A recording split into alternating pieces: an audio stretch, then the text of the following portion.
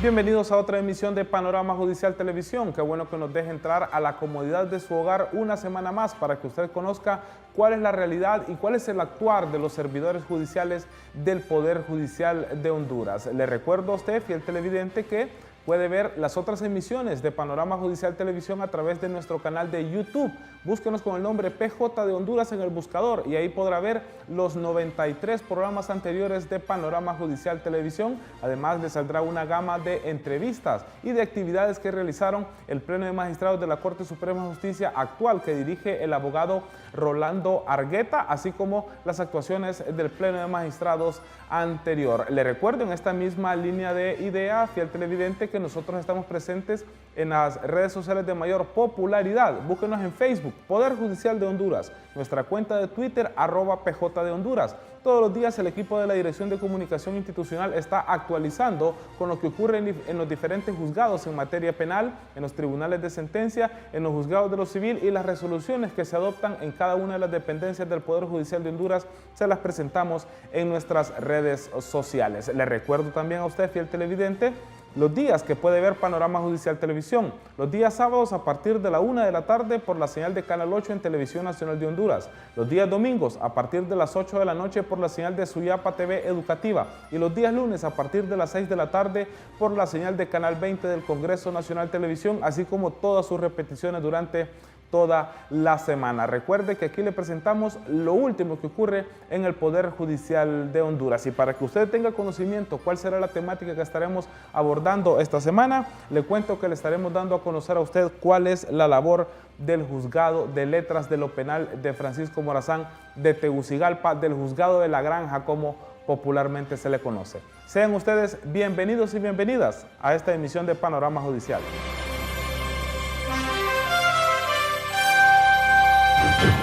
Bienvenidos al primer segmento de Panorama Judicial Televisión. Le decíamos al inicio de este espacio informativo que hoy tenemos un tema bastante importante. El área penal en tema de la jurisdicción del país siempre tiene mucha carga impositiva. Por este motivo le hemos presentado a usted, le vamos a presentar durante toda la hora del programa cuál es la labor del Juzgado de Letras Penal de Tegucigalpa. Y para eso hemos invitado a su coordinadora. Estamos hablando de la abogada Marta Murillo, a quien le damos la bienvenida. Abogada Murillo, gracias por acompañarnos aquí en nuestros estudios. Gracias a usted, licenciado. Es un placer compartir con ustedes este programa a efecto de buscar un acercamiento con la población y que se den cuenta de la labor jurisdiccional que día a día emprendemos los jueces en materia penal en la ciudad de Tegucigalpa. A esta labor a que usted hace referencia, abogado Murillo, es muy amplia porque es ya conocido por toda la sociedad que el tema penal precisamente es la que más carga representa porque es el mayor lugar donde se presentan las capturas por la comisión de esos delitos. Pero para que entremos en materia, abogada Murillo, ¿qué es el juzgado penal? El juzgado penal es el órgano jurisdiccional competente que conoce de los delitos cometidos por los diferentes ciudadanos y que una vez instada la acción penal a través del Ministerio Público, pues comienza a conocer las diferentes etapas del proceso. Al respecto, ¿cuál es la jurisdicción que tiene el juzgado penal? Porque normalmente le decimos juzgado penal, es de la granja, como se le conoce en el argot popular, pero tiene una jurisdicción o una competencia. Sí, generalmente la gente lo conoce como los juzgados unificados. Recuérdese que en tiempos anteriores, para ser preciso, antes del 2002, funcionaban 5 juzgados penales, de letras penal, que tenían dirimida su competencia según el lugar. Pero en el 2002 fuimos unificados esos 5 juzgados y ahora es conocido como Juzgado de Letras Penal de la Sección Judicial de Tegucigalpa del Departamento de Francisco Morazán. Así que tenemos competencia de todos aquellos delitos cometidos en el Departamento de Francisco Morazán. Eso es muy importante que sepamos esta diferencia. Ahora, ¿cuál es el organigrama con el que cuenta actualmente el juzgado penal? ¿Cómo está estructurado, abogada Murillo? El juzgado penal está estructurado comenzando por la coordinación, representada por mi persona, que nos encargamos de la parte administrativa y representar al juzgado ante las instituciones relacionadas con el sector justicia. Asimismo, en esa misma sintonía, tenemos los jueces en materia penal, tenemos secretarios, secretaría general, secretarios adjuntos, receptores, escribiente y personal auxiliar, entiéndase por esto último, archiveros, conserje y personal administrativo. Ahora, tenemos conocimiento, abogada Murillo, que o vamos a empezar hablando de una visita que tuvo el presidente de la Corte Suprema de Justicia al juzgado penal. ¿Qué conversaron ustedes con el presidente Rolando Argueta cuando él se reunió con ustedes? Pues gracias al señor presidente nos dio la oportunidad de reunirnos con él. Sabemos que es una persona muy ocupada. Sin embargo, nos agendó para reunirnos con todos los jueces en materia penal de Tegucigalpa, en lo cual en dicha reunión pues se trataron varios asuntos.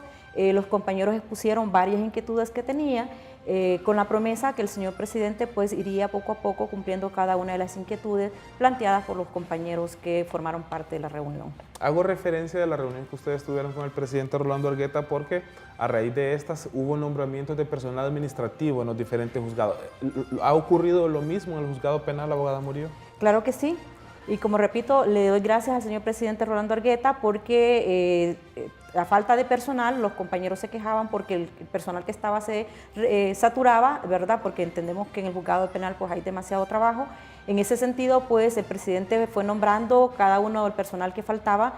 Para ser precisa, me faltaban 4 jueces, los nombró, faltaban secretarios, también fueron nombrados, receptores y los escribientes que poco a poco se están nombrando. ¿Cuánto se logra o cuánto beneficia al juzgado penal y al trabajo que realiza con el nombramiento del personal que se necesita, que está a su cargo, abogado? Es un éxito porque la verdad que sí no se sobrecarga el personal que estaba, sino que el trabajo que nosotros realizamos es un trabajo en equipo y como equipo pues salimos adelante con la labor que se nos ha encomendado. Así es, siempre es necesario que las autoridades, en este caso el presidente Rolando Argueta, además de todo su equipo de asistentes, tengan conocimiento de lo que ocurre en diferentes juzgados, ¿verdad?, para conocer las realidades y las necesidades que ustedes tienen. Es correcto, porque si no contamos con el apoyo de nuestras autoridades superiores, pues difícilmente podemos avanzar en la labor que se nos ha encomendado, pero gracias a Dios contamos con el apoyo de las autoridades que actualmente tiene el Poder Judicial. Y estamos seguros de que este apoyo va a continuar en las diferentes áreas del Poder Judicial de Honduras. Abogada Murillo, retomando el tema jurisdiccional ya en materia de la aplicación de la ley, ¿cuáles son los casos que presenta el Ministerio Público ante el Juzgado de lo Penal de Tegucigalpa? Pues presenta todos aquellos delitos que han sido investigados y una vez concluida la investigación, pues encuentran méritos para determinar si una persona ha cometido o no un delito. Es así que presenta a través de requerimientos fiscales dichas acusaciones y una vez judicializado, pues se sigue el proceso que establece la norma jurídica. Dentro de estos requerimientos también tenemos la figura de los delitos en flagrancia, que es un procedimiento especial. ¿Cuáles delitos son los que son más recurrentes en el juzgado penal según las presentaciones o requerimientos fiscales que hace el Ministerio Público? Pues fíjese que estaba haciendo un análisis el mes pasado y en relación a los delitos que ingresaron el año pasado y el que mayor realce tuvo fue la violencia intrafamiliar y la desobediencia. Es importante que la ciudadanía se entere que la desobediencia, el delito de desobediencia nace a raíz de que los agresores de mujeres han sido denunciados ante el juzgado especializado contra violencia doméstica y a estos se le imponen medidas de seguridad y no cumplen las medidas que el juzgado especializado les impuso, de tal manera que al no cumplir una orden judicial, entonces incurren en el delito de desobediencia. También el delito de extorsión por el trabajo periodístico que nosotros realizamos y por la publicación de las agendas que se llevan en el juzgado de lo penal, hemos visto que casi todos los días se ven casos de extorsión, ¿verdad? Este delito ha ido aumentando paulatinamente, según la experiencia que usted tiene, abogada Murillo. Pues cuando el juzgado penal conocía de los delitos de extorsión, sí, cada año aumentaba, pese que la policía hace su labor, se capturan a diario, estas personas capturadas pues se les recluye en el centro penal correspondiente, pero sin embargo el delito va en aumento. Ahora al juzgado penal ya no le corresponde conocer ese delito porque tenemos un circuito especializado, pero por lo que podemos observar a través de los medios de comunicación, podemos ver que realmente el delito va incrementando. Lo que sí podemos garantizar o que se garantiza es que todos los casos que llegan al juzgado de lo penal se les da continuidad y se cumple, ¿verdad? Sí, claro, estamos obligados a respetar los términos. Al respecto, siempre es importante conocer y que nuestra ciudadanía conozca cuánto o cuál es el número de jueces que actualmente cuenta el juzgado penal, el juzgado de letras penal de Tegucigalpa, abogada Murillo. Actualmente contamos con 22 jueces de letra penal asignados al proceso oral, 2 jueces asignados al proceso escrito, 1 juez asignado a procedimientos en flagrancia y tenemos 4 jueces de turno extraordinario. Para que la población entienda, los jueces que cubren el turno extraordinario, como nosotros miramos la materia penal y somos 24/7, como se dice en el argot popular, entonces una vez que el personal general del turno diurno sale a las 4 de la tarde, llega a turnar un juez de turno extraordinario con su respectivo secretario, de tal manera que el usuario tiene acceso a la justicia, ya puede ser a cualquier hora de la noche. Estamos hablando de algunos delitos que puedan cometerse luego de las 4 de la tarde, que sean presentados los requerimientos por un fiscal de turno que también está asignado, ¿verdad? Es correcto, porque recordemos que nosotros estamos en la obligación de respetar plazos y en ese sentido, pues el Ministerio Público tiene que presentar sus requerimientos fiscales antes de que se venza las 24 horas de la detención de una persona para no incurrir en una detención ilegal. Me gustaría conocer, normalmente las personas que son detenidas son llevadas a la Jefatura Metropolitana número 1 o el Core 7, como se le conoce aquí en Tegucigalpa popularmente. ¿El juez está presente ahí en ese lugar o está en el juzgado de letras penal cuando se presenta el requerimiento? Pues nosotros tenemos un despacho especial para los jueces de turno extraordinario y ellos turnan en el juzgado penal. El usuario, si se aboca, porque muchas veces usted ha pasado por la calle principal y observa mucha gente afuera. Esa gente son familiares que tienen algún familiar, valga la redundancia, un familiar detenido, y ellos están esperando la respuesta que el juez pueda decidir en audiencia si le impone una medida privativa de libertad a su familiar o una medida diferente a la privativa de libertad. En ese sentido, pues, cuando las personas necesitan tener acceso a alguna información sobre su familiar, pueden tocar la puerta, hay un guardia de turno ahí, se aboca al guardia para que el guardia plantee su inquietud al juez y el juez pueda atender al usuario. Así es muy importante que los usuarios también se sientan protegidos en cuanto a que los familiares necesitan saber cuál es la situación legal de la persona que está siendo presentada ante el juez competente. En este primer segmento, fiel televidente, usted ha conocido qué es el juzgado penal, cuál es su organigrama y la jurisdicción que tiene para la aplicación de la ley. No se separe de nosotros, en breves momentos continuamos con más información aquí en Panorama Judicial Televisión.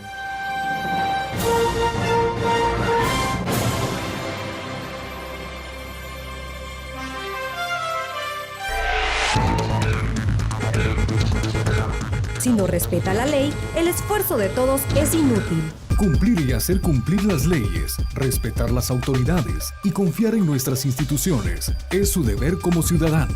Haga su parte, respete la ley, obedezca las señales de tránsito y atienda los mensajes de alerta. Colabore con las autoridades. Programa de apoyo al sector Seguridad Paz, financiado por la Unión Europea y el Estado de Honduras.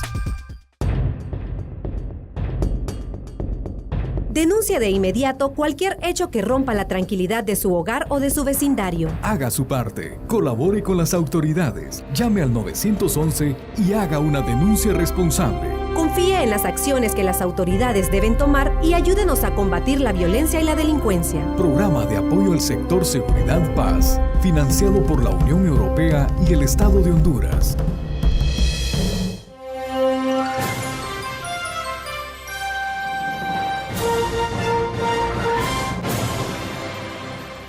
Bienvenidos al segundo segmento de Panorama Judicial Televisión. Le recuerdo, fiel televidente, que esta semana estamos abordando, le estamos dando a conocer a usted cuál es la labor del Juzgado de Letras Penal de Tegucigalpa. Siempre en nuestros estudios continúa su coordinadora, la abogada Marta Murillo, que con buen suceso dirige este juzgado que mucha carga en materia penal tiene. Abogada Murillo, siempre es importante que nuestros televidentes y que los usuarios del Poder Judicial de Honduras en general conozcan qué es un auto de formal procesamiento. Tradicionalmente lo escuchamos de la voz de los voceros, de los reporteros que cubren esta fuente judicial, pero mucha gente no está familiarizada con este término. Si nos puede ahondar qué es un auto de formal procesamiento. Pues esta es una resolución emitida en audiencia inicial. Es importante que la ciudadanía sepa que la audiencia inicial tiene como propósito definir la situación jurídica de la persona a quien se le atribuye la comisión de un delito. En ese sentido, corresponde al Ministerio Público, en audiencia inicial, acreditar los medios probatorios para que el juez pueda valorar cada uno de ellos y determinar si se ha cometido un delito y si la persona a quien se le atribuye la comisión del mismo ha tenido participación o no en la comisión de dicho delito. En el caso de que quede acreditado con los medios probatorios que esta persona ha incurrido en la comisión de ese delito y que ha participado, entonces el juez decretará un auto de formal procesamiento y también decretará una medida cautelar, o bien sea privativa de libertad o una medida distinta a la prisión. Si hablamos en el caso de la prisión preventiva, ¿a qué hacemos referencia? La prisión preventiva es aquella medida privativa de libertad que es decretada por el juez competente y que tiene una duración, ¿verdad?, a efecto de que el proceso pueda culminar, ¿verdad? Una vez que ha caído sentencia condenatoria sobre la persona, entonces ya pasa a cumplir una pena de reclusión, que termina la prisión preventiva y pasa a cumplir una reclusión. Y me decía también que un auto de forma de procesamiento con una medida, en este caso en la medida cautelar me hacía referencia, ¿verdad? Sí, recuérdese que hay delitos cuya pena no es gravosa y hay que tomar muchos presupuestos para imponer una medida diferente, porque no necesariamente al decretarse un auto de forma de procesamiento es que la persona tiene que ir privada de su libertad, siempre y cuando no sea acusada de aquellos delitos que están en el catálogo que establece el artículo 184 del Código Procesal Penal. Hay delitos cuya pena no excede 5 años y que se considera que se dan presupuestos para poder imponer una medida distinta, tomando en consideración las circunstancias personales que rodean a la persona imputada. Entonces, si se dan esos presupuestos que establece la norma, el juez podrá imponer una medida diferente para que la persona pueda defenderse en libertad durante toda la sustanciación del proceso hasta terminar con una salida alterna o con una sentencia condenatoria o una sentencia absolutoria. Aquí me gustaría hacer la aclaración que muchas veces la persona es detenida, es puesta a la orden del juzgado, el juez valora imponer una medida distinta, pero en los medios de comunicación se dice solo llegó al juzgado y ya lo absolvieron de responsabilidad. En vez de decirle a la población de que la persona se le impuso una medida distinta y que va a terminar su juicio con esa medida hasta que el juicio concluya. Que legalmente es lo que ocurre, ¿verdad? Es decir, correcto, que la persona se vuelve a presentar nuevamente ante el juez competente. Así es, cada llamado que el juez le hace, entonces la persona acude porque está en la obligación de. En el caso de que la persona pierda contacto o deje de cumplir la medida cautelar que se le ha impuesto, automáticamente el juez tiene la facultad para poder declararlo rebelde. Eso quiere decir que no tiene intenciones de continuar sometiéndose al proceso y el juez dicta la orden de captura, la libra a la policía correspondiente y la policía lo captura y esta persona va al centro penitenciario nacional a cumplir la prisión preventiva. Si está con algunas medidas, normalmente nosotros, o se conoce en el argot periodístico, que tiene que ir a firmar un libro, ¿verdad? Esos son de algunos de los requisitos que debe cumplir también la persona. Sí, cuando el juez impone la medida cautelar establecida en el artículo 173, numeral 6 del Código Procesal Penal, que consiste en someter a la persona periódicamente a presentarse al juzgado, entonces nosotros tenemos un sistema a través de digital que es personal el trámite, previa identificación, establece su huella. Y cuando la máquina está mala, entonces tenemos un libro de asistencia, pero también es personal. ¿Y por qué recalco de personal? Porque ya hemos tenido como 2 o 3 ocasiones en donde una persona distinta a la persona del imputado ha ido a firmar el libro y ha sido sorprendida en flagrancia y entonces nosotros consideramos que se ha cometido un delito, está usurpando la identidad de otra persona y entonces lo ponemos a la orden del Ministerio Público para que el Ministerio Público haga las investigaciones y considere si la persona ha cometido o no un delito y lo ponga a la orden del tribunal. Es así. Abogada Murillo, también es importante conocer qué es un sobreseimiento. Se divide en provisional y definitivo, ¿verdad? ¿Cuáles son las diferencias entre ambos? Pues esos 2 tipos de sobreseimiento es decretada en la audiencia preparatoria, precisamente en audiencia inicial, en donde el juez, una vez evacuada la audiencia inicial, existen 3 resoluciones: el auto de forma de procesamiento, el sobreseimiento provisional o el definitivo. ¿Cuál es la diferencia entre estos 2 últimos? Que en el sobreseimiento definitivo el Ministerio Público acusa por la comisión de un hecho delictivo a una persona, pero en audiencia no logró probar con sus medios de prueba, valga la redundancia, que se ha cometido un delito y mucho menos que el imputado haya participado en la comisión de estos delitos, o que se ha cometido un delito y que no haya acreditado que el imputado tenga que ver en la comisión de este delito. En ese sentido, el artículo 297 nos establece que cuando estas situaciones ocurren, el juez decretará a favor del imputado un sobreseimiento definitivo y se le extenderá su carta de libertad definitiva. Ahora, el sobreseimiento provisional es aquel que, una vez valorados los elementos probatorios que el Ministerio Público ha aportado en la audiencia inicial y pese que queda el indicio de que se ha cometido un delito, pero no queda acreditado que el imputado haya participado en la comisión del hecho, pero que con la prueba aportada nos da la sospecha a nosotros que exista la posibilidad que haya cometido el delito. Es así que el legislador sabiamente establece que el Ministerio Público tiene 5 años para poder continuar con la investigación y presentar elementos probatorios nuevos que lleven a la convicción de que el imputado ha tenido que ver en la participación de ese delito y el juez pueda decretarle un auto de formal procesamiento. Entonces, esa es la diferencia, que en uno se acredita el delito, no así la participación del imputado, pero existen sospechas. En el otro definitivamente no se acredita delito y mucho menos que el imputado haya participado en la comisión del delito. Ya que estamos hablando con la abogada Marta Murillo, que es nuestra entrevistada esta semana en Panorama Judicial Televisión del acceso a la justicia, la Dirección de Comunicación Institucional junto al programa Eurojusticia le hemos preparado un segmento de testimonios que hemos obtenido en el interior del país con personas que se han visto beneficiadas. Veamos.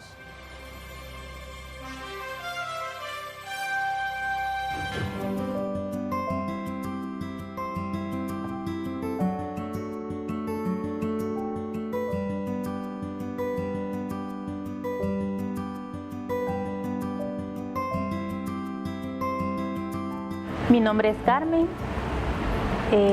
Bueno, mi niñez también fue solo de violencia doméstica por parte de mi papá. Doy gracias a Dios, ¿verdad? Porque mi mamá, pues, ella ha sido una mujer muy temerosa de Dios y le aguantó. Ella le aguantó hasta el final. Yo tuve que salirme de mi casa de la edad de 14 años. Comencé, ya era independiente, trabajaba ya de 15 años. Nunca tuve el amor de ellos y conocí pues al que me dio mucho problema, al papá de mis hijos. Me casé con él, al principio todo era bonito, pero después vivía una vida de infierno.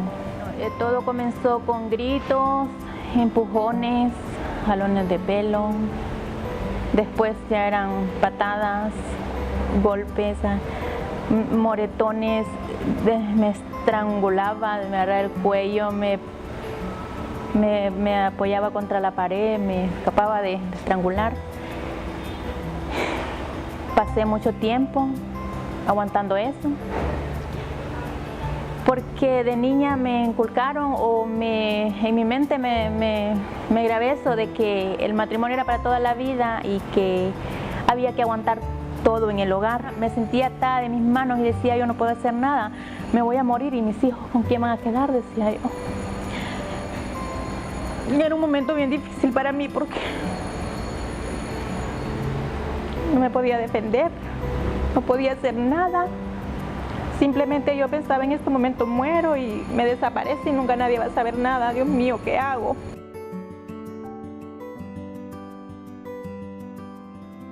Y por fin un día agarré ánimos y me fui para un grupo de mujeres y ellas me empezaron a preguntar qué era lo que pasaba conmigo. Y yo les conté y me dijeron, no, es demasiado, pero no sé cómo salir. Le digo, yo no sé qué hacer, no sé dónde buscar ayuda.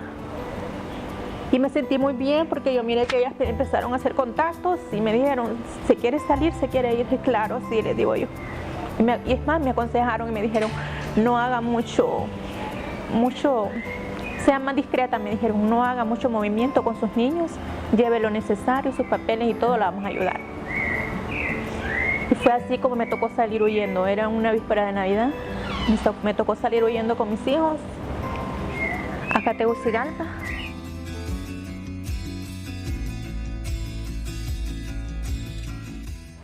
Y bueno, el refugio es muy importante porque creo que sin ellos hubiera muchas mujeres, hay mujeres muertas, pero el nivel fuera más alto porque es un lugar donde uno va y desde que llega le brindan ese amor, esas palabras y le dicen no estás sola. Ellos siempre están pendientes de mí. Aquí el personal de aquí, de este refugio, está muy pendiente de mí. Me consiguieron otro centro donde yo estoy más estable.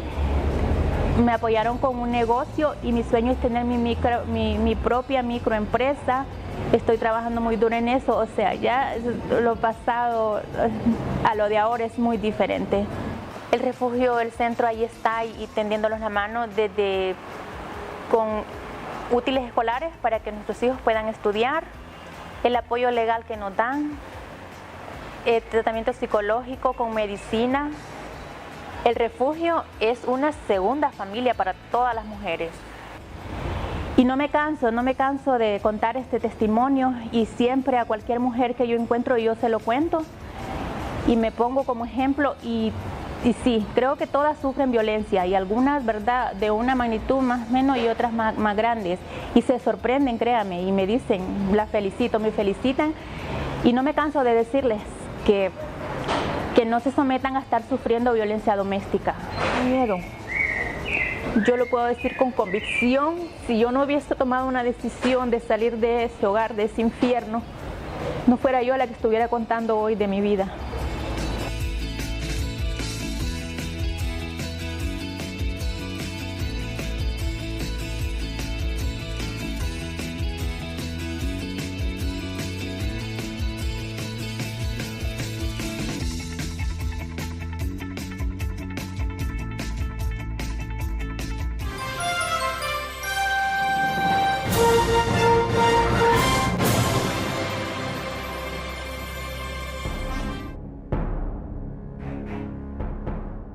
Solo hay una manera efectiva y segura de frenar la extorsión. Haga su parte, colabore con las autoridades, llame al 911 y haga una denuncia responsable. Su llamada es confidencial y la reacción de las autoridades rápida y eficaz. Ayúdenos a combatir la violencia y la delincuencia. Programa de apoyo al sector Seguridad Paz, financiado por la Unión Europea y el Estado de Honduras.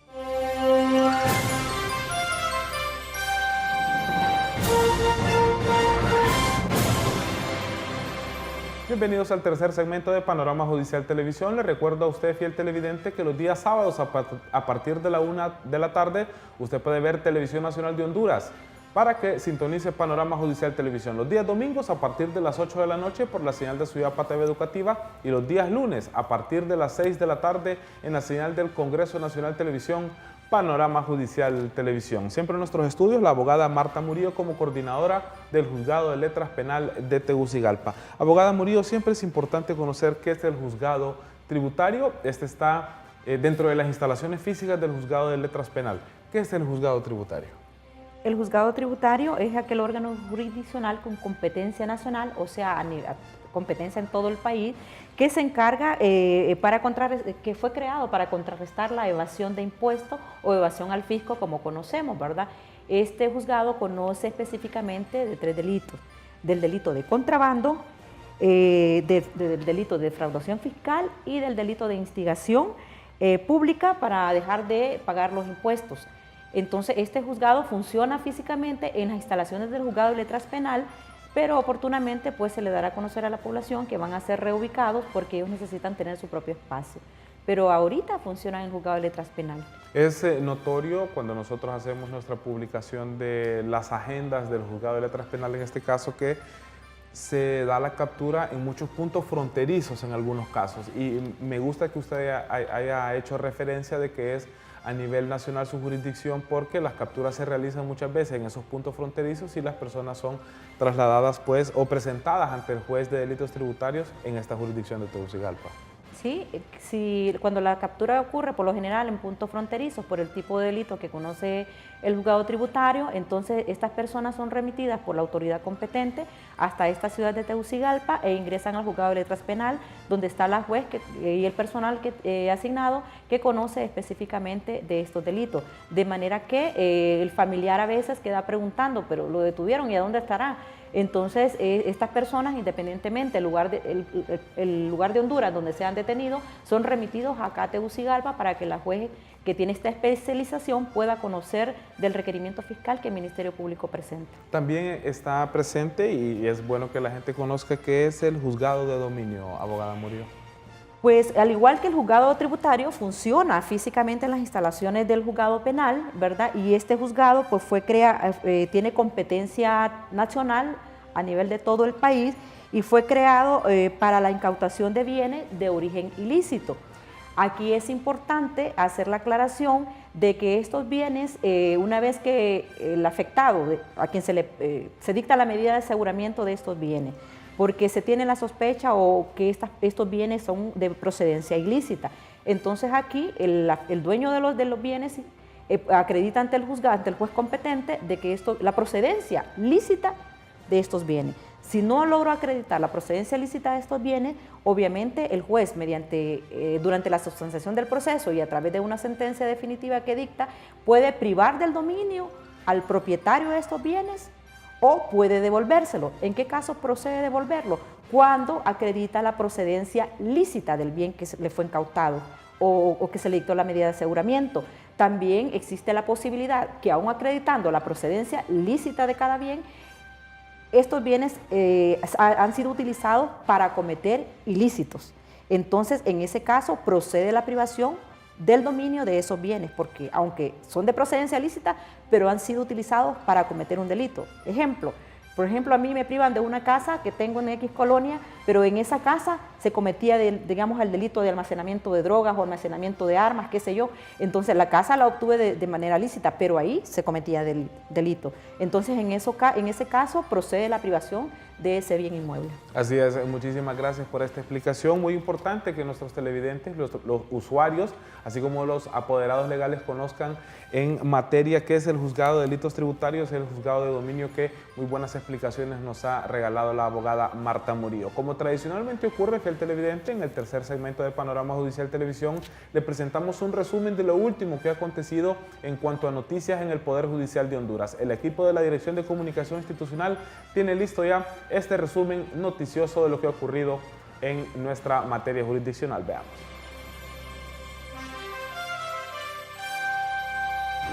La Sala Primera del Tribunal de Sentencia, mediante un acuerdo de conformidad de las partes por unanimidad de votos, condenó a la señora Marta Lorena Herrera Mendoza a una pena de 7 años con 6 meses de reclusión por el delito de infanticidio en perjuicio de su hijo recién nacido.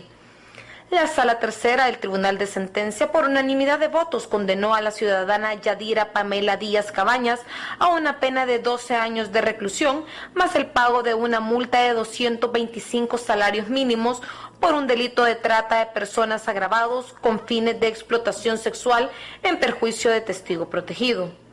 La Sala Tercera del Tribunal de Sentencia reprogramó para el lunes 9 de abril del año en curso la audiencia para el juicio oral y público en la causa instruida contra los ciudadanos Óscar Armando Estrada y Saúl Ovilso Ruiz, a quienes el Ministerio Público presume responsables del delito de homicidio en perjuicio del joven Juan Ramón Bertetti Rodríguez, hijo del exgerente administrativo del Instituto Hondureño de Seguridad Social, José Ramón Bertetti Osorio, en virtud que una de las partes no pudo ser notificada, por lo cual el tribunal reprogramó la misma para la fecha antes mencionada. La Sala Cuarta del Tribunal de Sentencia condenó a un mecánico identificado como Edwin José Martínez, de 23 años, a una pena de 6 años de reclusión, más una multa de 50.000 lempiras por el delito de falsificación de los medios de transporte para el tráfico de drogas en perjuicio de la seguridad interior del Estado de Honduras. Lucía Vilas, para la edición del ingeniero Jonathan Agostínez.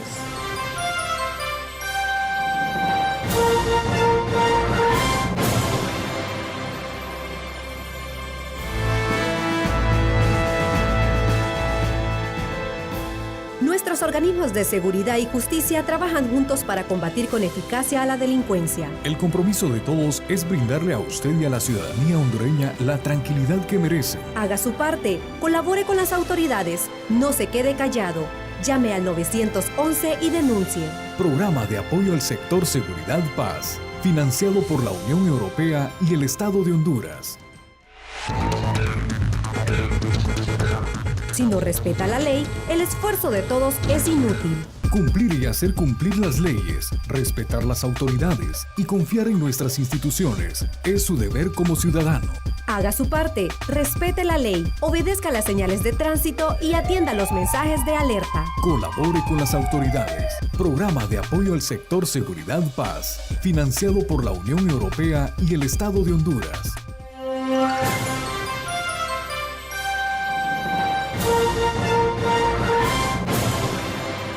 Bienvenidos al cuarto y último segmento de Panorama Judicial Televisión, este tema tan apasionante que estamos abordando de cuál es la labor del Juzgado de letras penal de Tegucigalpa. Pero antes de continuar en materia con nuestra entrevistada, le recuerdo a usted, fiel televidente, que los días viernes desde las 9 hasta las 10:30 de la mañana, usted tiene una cita con Panorama Judicial Radio, que se transmite a través de Radio Nacional de Honduras en su frecuencia 101.3 en el FM para la zona centro-sur y en su frecuencia 94.1 para la zona norte. Nuestros compañeros de Panorama Judicial Radio le dan un resumen de todo lo que ha ocurrido en diferentes materias en el Poder Judicial de Honduras.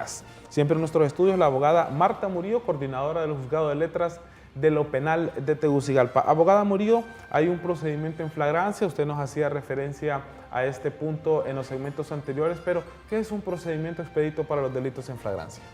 Un procedimiento expedito para aquellos delitos en flagrancia es el que se encuentra enmarcado en el artículo 440A del Código Procesal Penal y precisamente fue establecido en la ley para beneficiar a aquellas personas que son detenidas de manera flagrante cometiendo un delito o que son detenidas momentos después con los objetos constitutivos del delito. La ventaja de este procedimiento es que la ley nos establece a los juzgadores que solo tenemos 30 días hábiles para que este proceso pueda concluir. O sea que una persona a quien se le supone responsable de la comisión de un delito y se le presenta el requerimiento fiscal a través del Ministerio Público mediante esta figura especial, entonces en 30 días el imputado sabe si tiene una sentencia condenatoria o absolutoria en su contra. Ahí los jueces estamos en la obligación de respetar ese plazo de 30 días porque de lo contrario incurrimos en responsabilidad administrativa y también penal. Ahora, para que ocurra este procedimiento de delitos en flagrancia, se deben cumplir algunos requisitos, ¿verdad? ¿Cuáles son esos pasos que deben de cumplirse? Claro, la norma nos establece que tenemos para que puedan cumplirse, uno, que la persona sea sorprendida cometiendo un delito. Dos, que la persona sea aprendida minutos después con los objetos del delito, ¿verdad? Entonces, por eso el término de flagrancia, porque es en el acto. Entonces, también la norma nos establece que hay 3 situaciones en las cuales no se podría decretar la procedibilidad de este procedimiento porque en aquellos casos cuando los hechos son de naturaleza compleja para su investigación, cuando hay multiplicidad de imputados, cuando haya prueba que practicarse en el extranjero y cuando haya otra prueba difícil de obtener, hay pruebas que se requieren de mucho tiempo, como ser una pericia. Entonces, en esos casos, si el Ministerio Público hace una petición de este procedimiento especial y se dan estas 3 situaciones que le enumeré de último, entonces el juez no puede decretar la procedencia del procedimiento especial porque estaríamos más bien causando impunidad, porque al final, pues si se declara la procedibilidad y se complica el asunto, entonces termina pues con una sentencia absolutoria. Por eso están los requisitos que tiene que cumplirse. ¿Podemos ejemplificar entonces que una persona que ha cometido el delito de robo, despojó a un ciudadano de su reloj, de su billetera y de su teléfono celular, es aprehendido por las autoridades, por los operadores de justicia en este caso? A esa persona sí puede aplicarse el delito en flagrancia, entonces porque fue capturada en el momento que estaba haciendo, en este caso el delito de robo y en posesión de lo que robó. Correcto, porque muchas veces la persona está cometiendo el delito, en eso la autoridad lo sorprende cometiendo el delito y en el acto pues se procede a hacer un registro y le encuentran, digamos, el reloj que le quitó al ciudadano. Entonces en ese tipo de situaciones sí procede presentar la acusación por este procedimiento especial de flagrancia. Ya hemos conocido que se trata de un plazo de hasta 30 días. Ahora, ¿qué ocurre con el procedimiento ordinario o el normal que se sigue en el juzgado de letras penal? ¿Cuál es el procedimiento cuando una persona va a ser presentada ante el juez competente? Pues el procedimiento, para empezar, el Ministerio Público tiene que presentar la acusación en contra del detenido antes del vencimiento de las 24 horas porque estamos en la obligación de respetar los plazos. Si el requerimiento fiscal llega a la Secretaría del Juzgado y el plazo de las 24 horas está vencido, siempre se recibe, pero al final el juez tiene que dejar en libertad al imputado porque se le violentó esa garantía constitucional. Pero siendo el caso, no es el caso, pues cuando llega la presentación del requerimiento fiscal, que puede ser a cualquier hora, porque por eso el juzgado penal está abierto las 24 horas, en atención al usuario, entonces este requerimiento se ingresa a través de la Secretaría, se ingresa a través del sistema aleatorio y el sistema nos dice a nosotros qué juez se le asigne el caso, porque por eso es aleatorio, para evitar una contaminación o un interés particular. Entonces, una vez asignado el caso, la acusación, el secretario general lo pasa al juez que le tocó el requerimiento, y una vez que el juez ya tiene en su poder el requerimiento fiscal, el primer paso que hace es subir al imputado y preguntarle, ¿tiene defensor público o tiene defensor privado? Y si no tiene dinero como pagar uno, nosotros tenemos los servicios de la defensa pública en planta, o sea, en el juzgado permanentemente hay defensores públicos. Si el imputado contesta que no cuenta con recursos económicos para nombrar un abogado privado, inmediatamente el juez requiere al defensor público para que asista y tome la representación técnica de esta persona detenida. En segundo lugar, se le pregunta si su familiar o algún amigo ya tiene conocimiento que está detenido.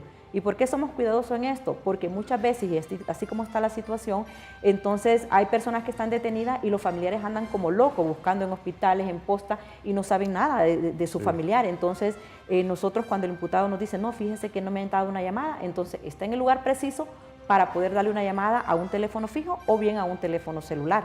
Entonces, de manera que el imputado se comunica con la persona de su elección, notificando que está puesto a la orden del juzgado y que existe la posibilidad de que si le decretan detención judicial pueda ir al centro penitenciario por 6 días.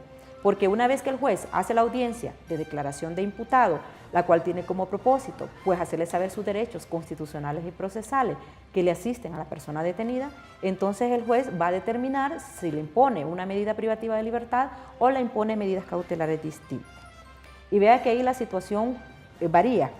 Si el juez impone una medida cautelar privativa de libertad, el juez está en la obligación de celebrar la audiencia inicial en 6 días para definir la situación jurídica de la persona.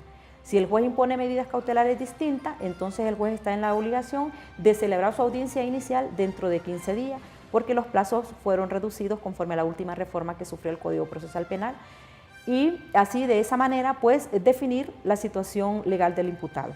Una vez que se realiza la audiencia inicial y se define la situación jurídica del imputado, entonces, en el caso de dictar un auto de formal procesamiento, la ley, el artículo 300 del Código Procesal Penal, nos faculta a nosotros para poder dejar señalado en estrado la audiencia preliminar. En los casos que no sea complejo el delito, entonces se señala la audiencia preliminar para que se celebre dentro de 15 días. Y en el caso complejo, pues se señala para que se celebre a más tardar en 30 días, ¿verdad? De tal manera que ya nos ahorramos de estar señalando esa audiencia posteriormente, que por tanta carga de trabajo se nos puede olvidar, y también que nos ahorramos de que esta notificación, el receptor tenga que ir a la calle a notificar a las partes, porque las partes quedan notificadas en estrado y quedan en la obligación de acudir a la audiencia que se le ha señalado. Si en esa audiencia inicial el juez, además de decretar el auto de formal procesamiento, impone la medida privativa de libertad, como es la prisión preventiva, entonces el imputado regresa al centro penal a cumplir la medida cautelar que se le impuso. O si se le impone medidas distintas, en esa audiencia, entonces, pese que se le decretó un auto de formal procesamiento, el imputado, como ya está puesto a la orden del Centro Penitenciario Nacional, ese día regresa al centro penal para que el centro penal lo descargue y le pueda dar su inmediata libertad.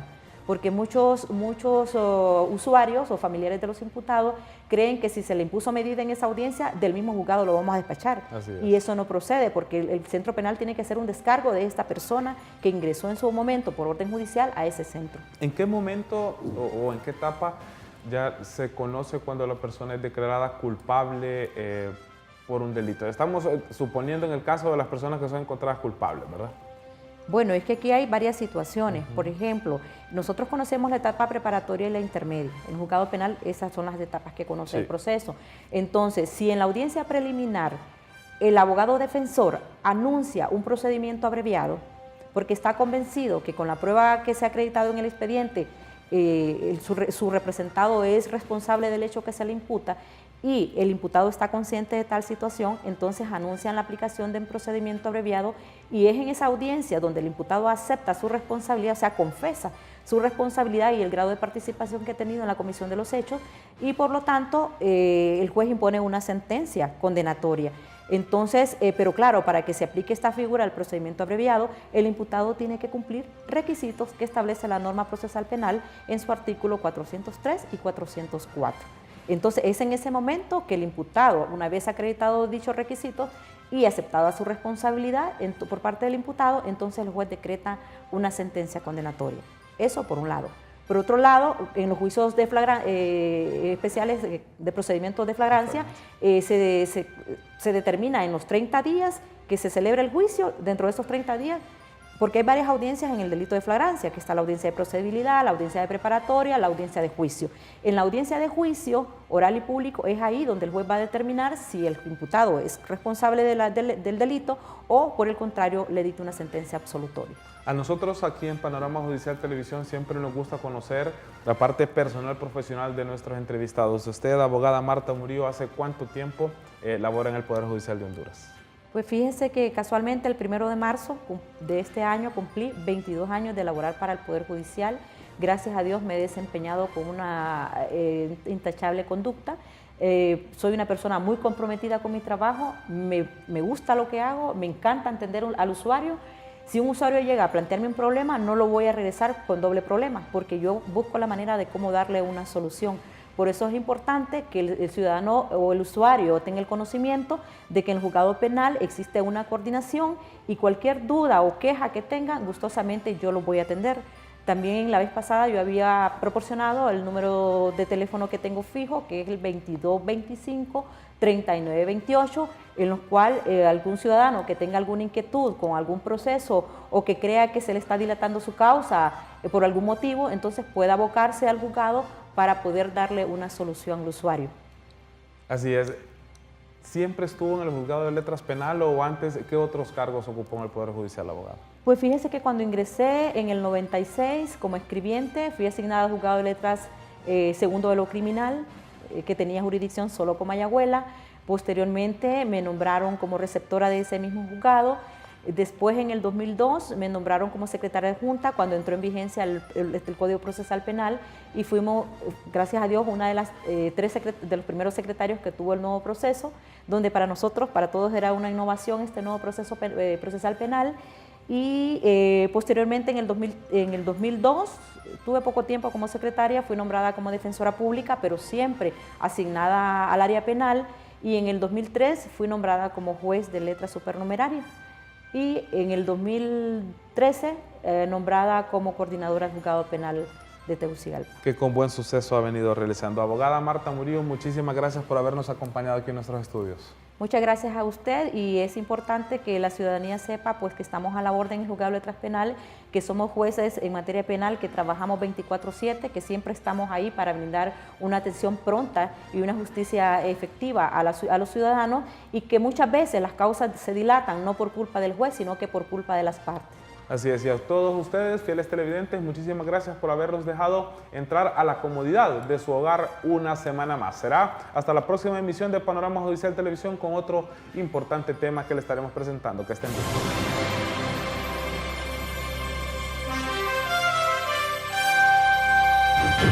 bien.